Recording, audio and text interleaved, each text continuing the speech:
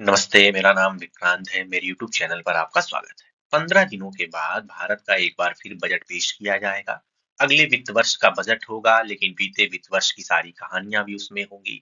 और इसी के साथ बजट पर जो हम सीरीज चालू कर रहे हैं, उसमें जो पहली बातचीत है, वो इस बात पे हो रही है कि भारत के इतिहास में वो कौन से बजट रहे, जिनको एक आइकॉनिक बजट कहा जा सकता है। आइकॉनिक का मतलब, मेरा कहने का क्या मतलब है कि वो विशेष बजट जिन्होंने भारत की आधारशिला रखी, वो विशेष बजट जिन्होंने भारत के लिए एक टर्निंग पॉइंट का काम किया, जहां से भारत एक नई आर्थिक शक्ति बनने के ऊपर आगे की तरफ बढ़ा। तो आगे बढ़ते हैं और समझते हैं कि आखिर बजट क्या है। जब हम बात करते हैं कि बजट क्या है, तो बहुत से लोगों की इसमें दिलचस्पी नहीं रहती है। सोचते हैं कि आखिर इसमें मेरे लिए क्या ही होगा, अगर मेरे लिए कुछ घोषणाएं नहीं है, मेरे लिए कुछ लाभ नहीं है, तो फिर बजट में क्या होगा। लेकिन अगर आप सरकार चुन रहे हैं और सरकार इस देश का बजट बना रही है और चला रही है, तो हम सबको समझना होगा कि जो ये साल का पूरा उसका आर्थिक बही खाता है, फाइनेंशियल स्टेटमेंट है, वो क्या कहता है, वो प्लस में है कि माइनस में है, सरकार लाभ में है कि घाटे में है, ये सब कुछ हमारे लिए जानना ज़रूरी हो जाता है।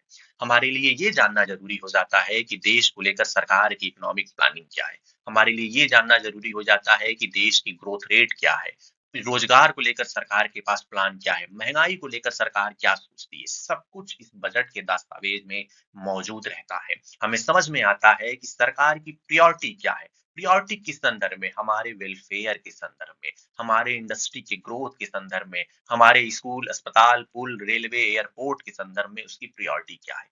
इसलिए ये समझना जरूरी है कि बजट क्या होता है, बजट के अंदर क्या क्या होता है, आखिर वो कौन से इकोनॉमिक रिफॉर्म है जो बजट के जरिए किए जाते हैं, कैसे इकोनॉमी को रेगुलेट किया जाता है, कैसे एक फाइनेंशियल डायरेक्शन देश का तय किया जाता है।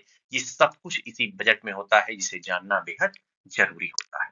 अब भाई मैं क्यों कह रहा हूँ कि हमें कुछ आइकॉनिक बजट के बारे में जानना है, हमें विशेष बजट के बारे में जानना है, तो इसके पीछे मेरे 2-3 तर्क हैं। पहला तर्क तो ये है कि अगर आप पिछले 75-76 सालों का अगर आप वित्तीय इतिहास समझना चाहते हैं, तो आपको बजट समझना पड़ेगा। क्योंकि बजट के ज़रिए आपको पता चलेगा कि कौन से साल में वो कौन-सा बजट था जिसने भारतीय अर्थव्यवस्था की रूपरेखा तैयार की। वो कौन से की मोमेंट थे जहां से भारतीय अर्थव्यवस्था का टर्निंग पॉइंट साबित हुआ। आखिर कैसे इतनी बड़ी गरीबी से हमने विजय हासिल किया, कैसे महंगाई पे हमने काबू किया, कैसे हमारे यहाँ इंडस्ट्रियल ग्रोथ इतना तेज हुआ।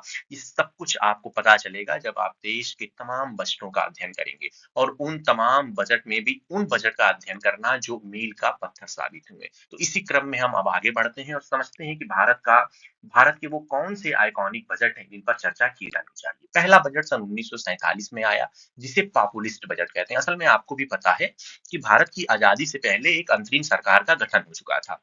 और इस अंतरिम सरकार के वित्त मंत्री थे लियाकत अली खान। लियाकत अली खान वो शख्स हैं जो भारत के पहली अंतरिम सरकार के वित्त मंत्री बनते हैं, लेकिन वह पाकिस्तान के प्रधानमंत्री भी बनते हैं। अब लियाकत अली खान जो बजट पेश करते हैं, उस बजट को कहा जाता है पॉपुलिस्ट बजट। क्यों कहा जाता है? जब फरवरी 28 1947 को ये बजट पेश होता है, तब भारत के सामने कई चुनौतियां होती हैं। एक तो भारत और पाकिस्तान का पार्टीशन हो रहा होता है। दूसरा, हम एक कॉलोनियल रूल से बाहर निकल रहे होते हैं, तो हमारे पास इकोनॉमिक और पॉलिटिकल प्रायोरिटीज तय करना होता है। और इस बजट को पुअर मैन बजट भी कहा जाता है, इकोनॉमिक्स किताबों में इसका जिक्र मिलता है।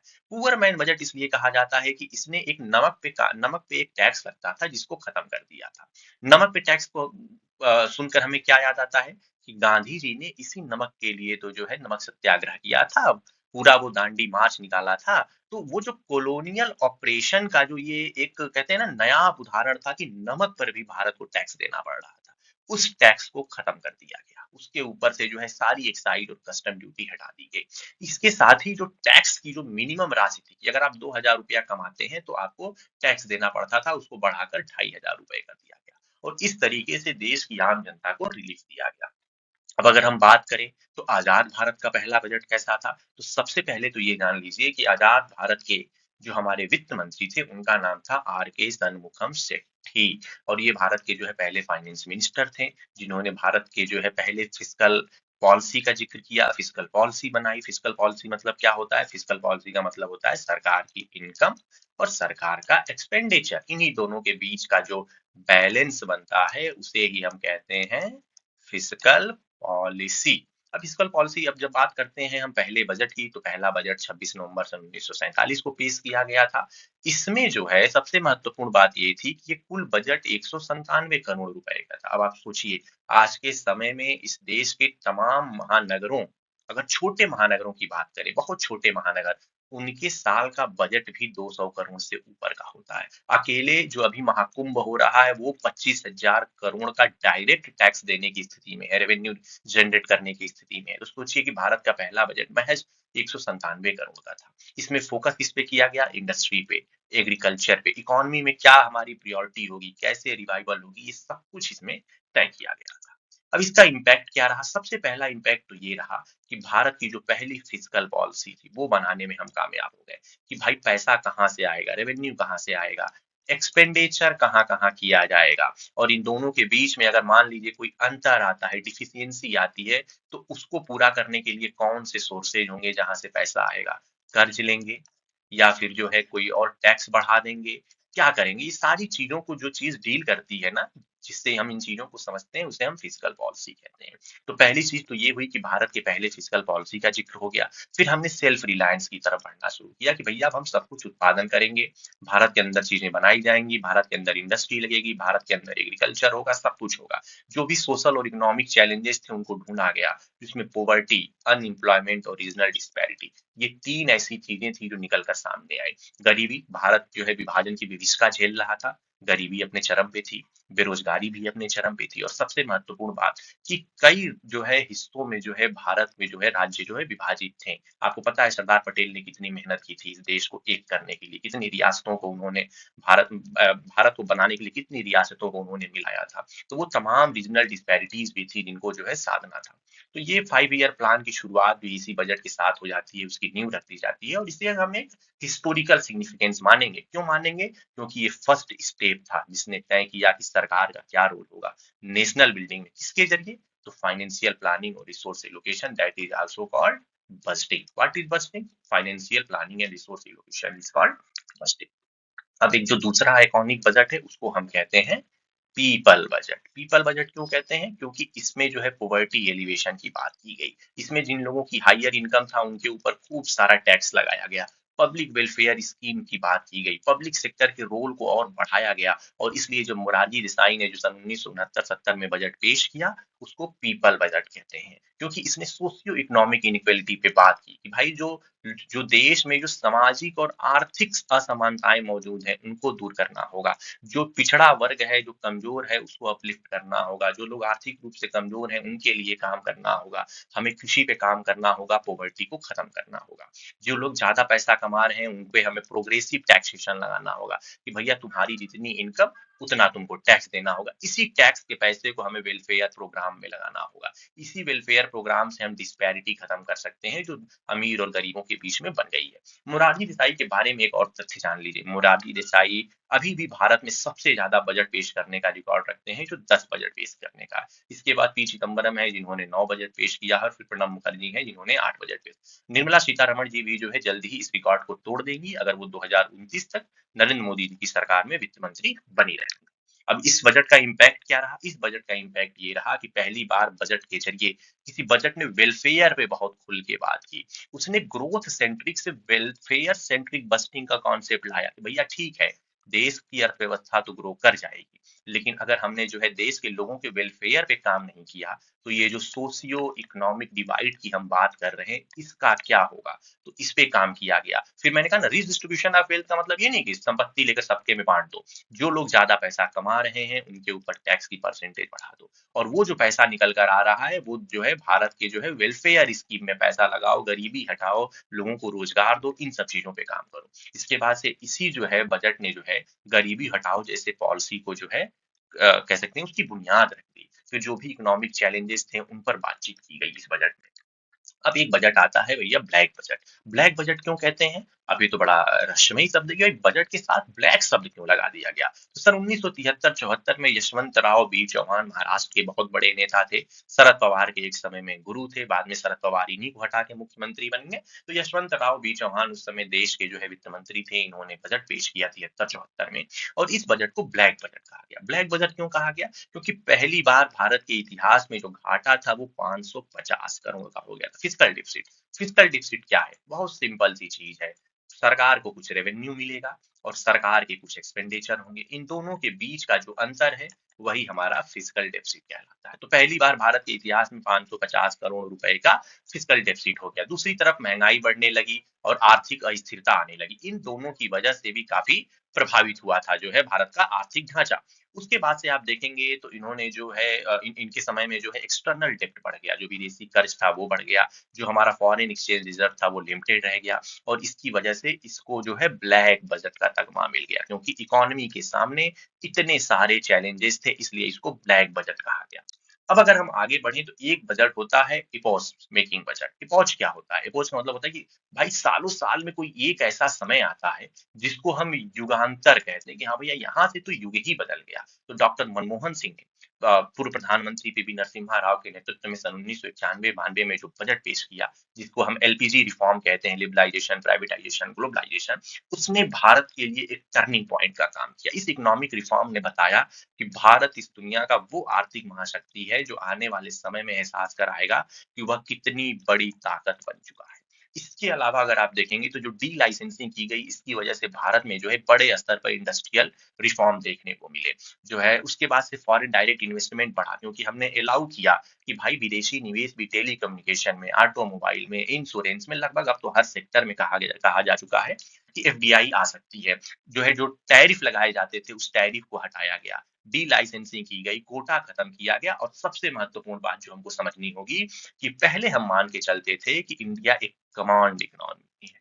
कमांड इकोनॉमी का मतलब क्या होता है कि भाई सरकार तय कर रही है कि किसको कितना बोरा सीमेंट मिलेगा, किसको कितना लीटर तेल मिलेगा, किसको जो है कितनी सैलरी मिलेगी, किसके घर टीवी रहेगी, किसको कितनी कार मिलेगी, किस एरिया में कितना तेल बिकेगा, सब कुछ। लेकिन अब हम मार्केट ड्रिवन इकोनॉमी की तरफ बढ़ रहे हैं। मार्केट ड्रिवन इकोनॉमी कहने का मतलब है कि भैया बाजार तय करेगा कि क्या बिकेगा। मांग और उस मांग की सप्लाई तय करेगी कि क्या बिकेगा। तो ये मार्केट ड्रिवन इकोनॉमी की तरफ इंडिया बढ़ गया। इसके अगर इम्पैक्ट की बात करें तो पहले इम्पैक्ट की बात तो चलिए मैंने कर ली। दूसरा बहुत महत्वपूर्ण इम्पैक्ट आपको मैं बताता हूँ, और वो है जीडीपी ग्रोथ। आप सोचिए कि सन 1991 में भारत की कुल जीडीपी थी $266 बिलियन, और 2023 में यह 3.7 ट्रिलियन डॉलर हो चुकी है। मतलब समझ रहे हैं आप, 1230% का ग्रोथ। आज भारत दुनिया की तीसरी सबसे पांचवी सबसे बड़ी अर्थव्यवस्था है, और आने वाले 3 सालों में ये तीसरी सबसे बड़ी अर्थव्यवस्था बन जाएगा। और दूसरी चीज, हम कहते हैं ना कि भारत की जो इकोनॉमी है वो अब सर्विस ड्रिवन इकोनॉमी हो चुकी है। यहाँ रोजगार है, इसका कंट्रीब्यूशन जीडीपी में बहुत ज्यादा है। इंडिया आईटी बूम को लीड कर रहा है वर्ल्ड में। तो इसका कंट्रीब्यूशन क्या था? सन 1991 में इसका कंट्रीब्यूशन था 39%। अगर आज आप देखेंगे तो इसका कंट्रीब्यूशन है 50% in the total GDP of the country. इसमें सबसे बड़ा योगदान किसका रहा? आईटी का रहा, बीपीओ का रहा। इन सारे सेक्टर ने मिलकर भारत के इस ग्रोथ स्टोरी को लिखा है। उसके बाद आप क्या, हम लोग हमेशा कहते हैं कि सन 1991 में सिर्फ 3 हफ्ते का फॉरेन एक्सचेंज बचा था कि हम चीजों को आयात कर सकते थे। वो क्राइसिस था। $1.2 बिलियन का हमारे पास फॉरेक्स था। आज हमारे पास रिकॉर्ड $655 बिलियन का फॉरेक्स रिजर्व है, जो बताता है कि भारत की अर्थव्यवस्था बहुत स्टेबल है, बहुत रिजिलियंस है, और ग्रोथ की तरफ आगे बढ़ रही है। इसके अलावा आप देखेंगे कि अर्बनाइजेशन और मिडिल क्लास का एक्सपेंशन सन 1991 के बाद बहुत तेजी से हुआ। अर्बनाइजेशन कहने का मेरा मतलब है कि उसके बाद तमाम ऐसे बड़े शहर बने भाई। गुड़गांव बना, नोएडा बना, पुणे बना, नागपुर बना, बैंगलोर बना। ऐसे तमाम शहरों का निर्माण हुआ, और भारत का जो मिडिल क्लास है ना, जब उसको नौकरियां मिली, जब उसको पैसा मिला, जब वो शहरों में गया, उसने घर बनाया, मिडिल क्लास का दायरा बढ़ गया, और आज वही मिडिल क्लास भारत की इकोनॉमी का एक मजबूत स्तंभ बन चुका है। अगर आपको इसके बारे में और अच्छे से समझना है कि कैसे सन 1991 की जो है पॉलिसी ने भारत को बदला, आखिर मनमोहन सिंह को इस उदारीकरण का पर्याय क्यों कहा जाता है, why Manmohan Singh is the synonyms of liberalisation. तो इकोनॉमिक टाइम्स में मेरा एक आर्टिकल छपा है, आप ये जाकर पढ़ सकते हैं। मैं इस लिंक को अपने कमेंट बॉक्स में डाल दूंगा। आप इसको पढ़िए और समझ में आएगा कि कैसे सन 1991 की उस नई आर्थिक नीति ने भारत की पूरे आर्थिक तस्वीर को बदल दिया था। तो हम आगे बढ़ते हैं और ड्रीम बजट की बात करते हैं। ड्रीम बजट सन 97-98 में पी चिदम्बरम ने लाया था। इसको ड्रीम बजट क्यों कहा गया? पहली चीज तो इसने जो है भारत का जो कॉम्प्लेक्स टैक्स स्ट्रक्चर था ना, उसको सिंप्लीफाई कर दिया। दूसरी चीज, इसने फिजिकल डिसिप्लिन की बात की कि भैया सरकार जो है असीमित कर्ज नहीं ले सकती है, उसकी भी अपनी एक सीमा होनी चाहिए। फिस्कल रिस्पॉन्सिबिलिटी मैनेजमेंट एक्ट आपको मैं बताऊंगा, एफआरबीएम एक्ट जब 2003 में वाजपेयी सरकार ने लाया, वो क्या है बाद में बताऊंगा, लेकिन अभी इसके कॉन्टेक्स्ट में नहीं बताऊंगा। उसके बाद से हमने इन्वेस्टमेंट को लेकर बातचीत की, डोमेस्टिक और फॉरेन लेवल पे जो है हमने एफडीआई बढ़ाने की बात की, लॉन्ग टर्म इकोनॉमिक स्टेबिलिटी की बात की और इसका परिणाम भी दिखा। परिणाम क्या था? पहली चीज देखिए कि जो पर्सनल इनकम टैक्स था ना, उसको लेके हमने कहा कि भैया आप 3 दायरे होंगे, 10%, 20%, 30%। अगर आप फलाना पैसा कमाते हैं तो आप 10% देंगे, ज्यादा कमाते हैं 20% देंगे, उससे ज्यादा कमाते हैं 30% देंगे। उसके बाद हमने कॉर्पोरेट टैक्स को 40% गिराकर उसको 35% कर दिया। इससे हमने ये कोशिश की कि भाई इंडस्ट्रियल बूम दिया जाए, इंडस्ट्रियलाइजेशन बढ़ाया जाए। इंपोर्ट ड्यूटी हमने बहुत सी चीजों से घटा दी। उसके बाद जो हमारा एफडीआई था वो रिकॉर्ड बढ़ा, 2.1 बिलियन था 1995-96 में, वो $3.5 बिलियन हो गया सन 1997 में। फिस्कल डिफिसिट का हमने एक टारगेट सेट किया कि भैया अब जीडीपी का 4.5% ही रहेगा। उसके बाद से जो है जीडीपी ग्रोथ भी 7% के आसपास हमारी चली गई। तो ये इम्पैक्ट था। अब बात करते हैं एक और जो है क्रांतिकारी बजट की, जिसने भारत के पूरे टैक्स स्ट्रक्चर को बदल के रख दिया। बात करते हैं roll out of GST budget यानी 2017-18 में, जिसे जो है स्वर्गीय अरुण जेटली जी ने पेश किया था। और इस बजट की महत्वपूर्ण बात ये थी कि इसने जितने भी इनडायरेक्ट टैक्स थे, वैट था, एक्साइज था, सर्विस था, सबको कहा भैया खत्म करो और लाओ एक इकलौता टैक्स जिसको कहा जाएगा गुड सर्विस टैक्स। इन सबको कंबाइन करके एक यूनिफाइड व्यवस्था बनाओ, एक एकीकरण कर दो सारे टैक्स का। इसके बाद से हमने इसे वन नेशन वन टैक्स के रूप में जाना। 5%, 12%, 18%, 28% की रेट तय की गई। जीएसटी काउंसिल का गठन किया गया। जीएसटी काउंसिल एक तरीके से मैं कहूंगा लोकतंत्र का बहुत अच्छा उदाहरण है। सारे जो है राज्यों के वित्त मंत्री या फिर उनके जो है फाइनेंस, मतलब कोई ना कोई एक नुमाइंदा इस काउंसिल में होता है। ठीक है, जहां वित्त मंत्री है वो वित्त मंत्री आते हैं, अगर केंद्र शासित प्रदेश है तो वहां के जो है जो भी सेक्रेटरी वगैरह हैं वो आते हैं, और सब मिल बैठ के तय करते हैं कि किसी चीज पर कितने परसेंट की जीएसटी लगेगी। अभी आपने पॉपकॉर्न वाला देखा होगा, अभी आपने पुरानी गाड़ियों के बेचने वाला निर्णय देखा होगा। तो अब मामला ये है ना कि ये लोकतांत्रिक तरीका बन चुका है। काउंसिल की बैठक में अगर कोई निर्णय ले लिया गया तो इसका मतलब ये हुआ कि चलो भैया सबने मिलकर लिया है। यानी कि आप पार्टी के साथ हैं, आप पार्टी के साथ नहीं हैं, आप विपक्षी दल के हैं, आप मेरे दल के हैं, सब एक साथ बैठकर तय कर रहे हैं कि किसको क्या मिलना चाहिए। उसके बाद हमने एक जीएसटीएन नेटवर्क बनाया, जहां आप ऑनलाइन रजिस्ट्रेशन करिए, रिटर्न फाइलिंग करिए, पेमेंट करिए, सब कुछ बहुत ट्रांसपेरेंट और इफिशिएंट तरीके से अब हो पा रहा है। तो ये भी एक क्रांतिकारी बजट ही माना जाएगा, आइकॉनिक बजट ही माना जाएगा। अब एक बजट की और बात कर लेते हैं, वो है डिजिटल बजट। डिजिटल बजट क्यों कहा गया? आप देख रहे हैं निर्मला सीतारमण जी ये हाथ में क्या पकड़ी हुई हैं, इसको कहते हैं टैबलेट। और इसी टैबलेट की वजह से जो है इसको कहा गया डिजिटल बजट। क्यों? क्योंकि ये भारत का पहला बजट था जो पेपरलेस बजट हो गया, कोई कागज नहीं छपा। यूनियन बजट के इतिहास में ये पहली बार हो रहा था कि कंप्लीट डिजिटल बजट की बात की जा रही थी। ये पोस्ट कोविड की बात है। इसके बाद इस बजट में जो है पीएम आत्मनिर्भर स्वास्थ्य भारत, स्वस्थ भारत योजना की बात की गई, जिसमें 64,000 करोड़ रुपए अगले 6 सालों के लिए रखे गए थे। क्योंकि भारत सरकार को अब ये समझ में आया कि भारत के स्वास्थ्य ढांचे पर और भी काम करना होगा। फिर इंफ्रास्ट्रक्चर को लेकर बहुत बड़े स्तर पे पैसा दिया गया, तकरीबन 1.18 लाख करोड़ रुपए दिए गए। डिजिटल ट्रांसफॉर्मेशन की बात की गई। पब्लिक सेक्टर अंडरटेकिंग्स या जो भी सरकारी कंपनियां हैं उनके पीछे इन्वेस्टमेंट की बात की गई, जिसमें मेजर अनाउंसमेंट था कि भैया हम बीपीसीएल को कर देंगे।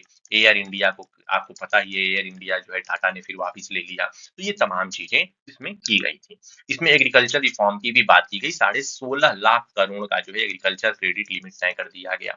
इसके बाद से जो है सबसे महत्वपूर्ण बात, एक इसमें इंस्टीट्यूट बनाया गया जिसका नाम रखा गया developmental financial institution, DFI. DFI क्यों बनाना पड़ा? डीएफआई इसलिए बनाना पड़ा कि भैया जो भी बड़े इंफ्रास्ट्रक्चर प्रोजेक्ट हैं उनकी फंडिंग कैसे हो, उनके लिए एक अलग एजेंसी बनाई जाए। और इस एजेंसी का बजट है 20,000 करोड़ रुपए का, एक कैपिटल बेस बनाया गया। इसके बाद एसेट्स रिकंस्ट्रक्शन कंपनियां बनाई गई ताकि बड़े स्तर पर एनपीए को खत्म किया जाए। और आज हालत ये है कि बैंकों के एनपीए पे कोई डिबेट जो है कहीं भी नहीं हो रही है।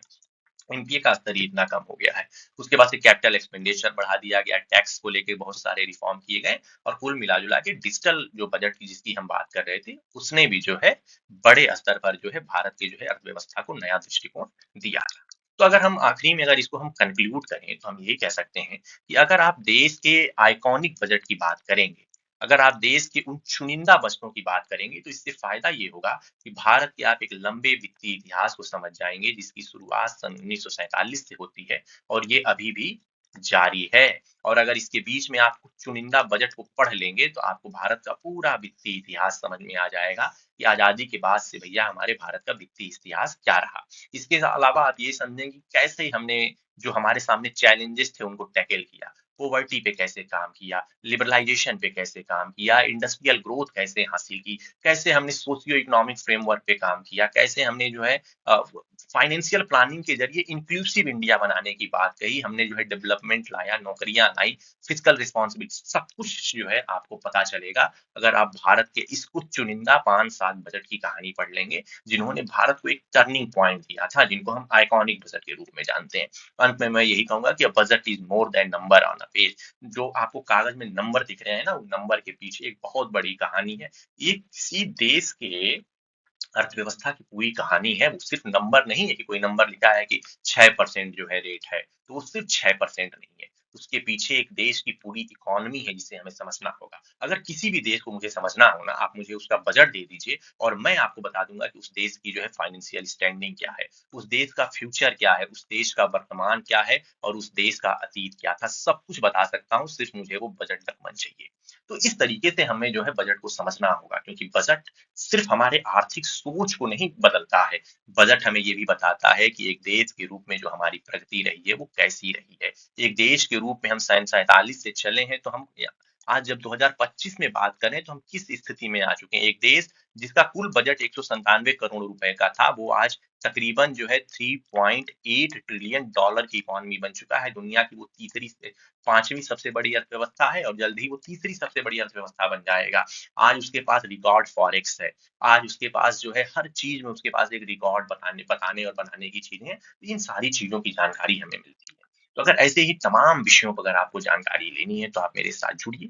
मेरे चैनल को आप लाइक करिए, सब्सक्राइब करिए, शेयर करिए और ऐसे ही तमाम आर्थिक विषयों पर इतनी ही सरल भाषा से मैं आपको बताऊंगा कि इन चीजों को हम कैसे समझ सकते हैं। तो मैं अब विदा लेता हूँ। आप मेरे साथ जुड़े रहिए। नमस्ते, जय हिंद, जय भारत, जय लोकतंत्र, हर हर महादेव।